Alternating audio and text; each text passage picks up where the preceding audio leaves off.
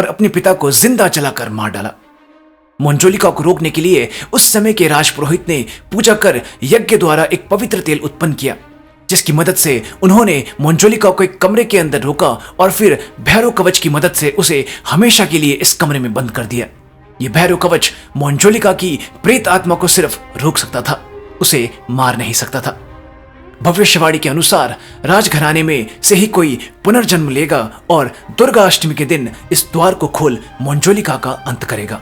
फिर राजपुरोहित कहते हैं, करीबन 200 सालों से रक्तघाट गांव के लोग आपका इंतजार कर रहे हैं। कल दुर्गा पूजा का पहला दिन है।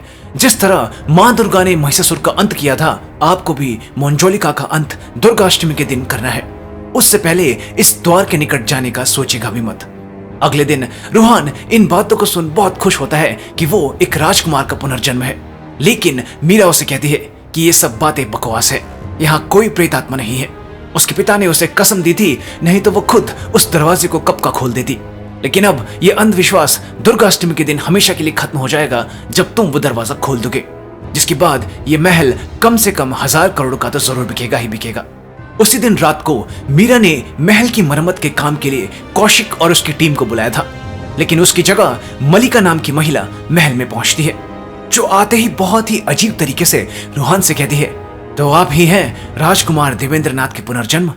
तो आपको कुछ याद आया अपने परिवार के बारे में, खासकर आपकी बहन मंजोलिका के बारे में? इसके बाद रात को सोने से पहले रूहान मीरा को महल की छत पर देखता है और उसे घूमने के लिए बुलाने लगता है। मीरा हंसती है और आने का इशारा करती है, लेकिन वो नीचे आने के लिए सीधा छत से नीचे कूद पड़ती है और बड़ी जोर से नीचे गिरती है। रूहान बुरी तरह से डर जाता है और मीरा की तरफ बढ़ने लगता है कि तभी मीरा उठती है और उसकी तरफ अजीब तरह से चलते हुए आने लगती है। अचानक रूहान की नींद खुलती है।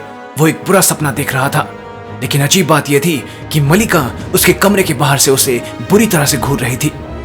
अगले दिन महल की मरम्मत का काम शुरू हो जाता है। रात के समय मलिका मंजोलिका के हथियारों वाले कमरे में होती है, जब वहां मीरा के पिता और उसके अंकल आते हैं और उसे बताते हैं कि ये सारे हथियार मंजोलिका के हैं। वो हथियार कला में इतनी कुशल थी कि बिना देखे निशाना लगा लेती थी। ये बात कहते हुए इनके पास एक मक्खी इन्हें बार बार परेशान करने लगती है। मलिका इनकी तरफ मुस्कुराते हुए पीठ करती है और अचानक मंजोलिका के चाकू को निशाने पर मारती है, लेकिन निशाना नहीं लगता। मीरा के पिता और उसके अंकल हंसने लगते हैं और मीरा के पिता कहते हैं, आप अपने आप को मंजोलिका तो नहीं समझ रही ना, रात बहुत हो गई है, सो जाइए। जिसके बाद ये दोनों कमरे से चले जाते हैं। मलिका ने चाकू निशाने पर नहीं बल्कि मक्खी को मारने के लिए फेंका था।